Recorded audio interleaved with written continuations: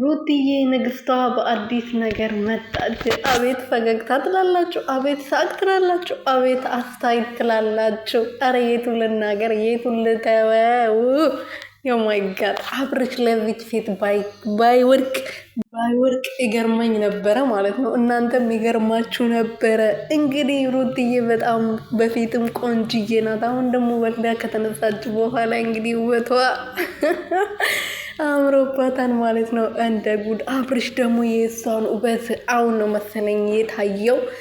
ኧረ ተውት እንግዲህ አሁን በጣም ወፍራለች ምናምን ድንቡሽ ብላለች። እና አብርሽ እንግዲህ በጣም ቆጭቶታል ማለት ነው ከሄርሜላ ጋር እንደዚህ በመሆኑ በጣም ቆጭቶታል። ወደ ራሷ እንዴት እንደሚመልሳት ሩትዬ ደግሞ አሁን ቆርጣለች ማለት ነው። ጀግና ሴት ስትቆርጥ እንግዲህ እንደዚህ ነው ማለት ነው። ታውቃላችሁ አይደለ? ጀግና ሴት የመጨረሻ ውሳኔ ነው ወስና ቆርጣ ስትቀመጥ እንደዚህ ነው ትላላችሁ ማለት ነው። ኢመጅሽ ሩትዬ የኔ ፍልቅልቅ ማለት ነው ስታምሪ። አቤት እኔ እንጃ ምን እንደማናገር ራሱ አላቅም። አብርሽ ተው ግን ተው፣ ንቃ፣ ከእንቅልፍ ንቃ። የሆነ መድኃኒትም ሰጥቶ ከሆነ መድኃኒቱን አቁምና ወደ ሩታ ተመለስ። ተው ሳይወስዱብ ግን ተው ግን በኋላ ይቆጭሃል። እቺ ሴት ከሌላ ወንድ ጋር ትዳር ይዛ አንድ ቤት ውስጥ መኖር ሲጀምሩ ምን ልትሆን ነው? ግን እቺ ሴት ከእጅ ካስመልጠ ማለት ነው። ስለዚህ አዋክ ወደ ራስ ተመለስ እንላለን። አብርሽ የምሬን ነው፣ ሲሪየስ ማለት ነው። ተመለስ እንዳታመልጥክ።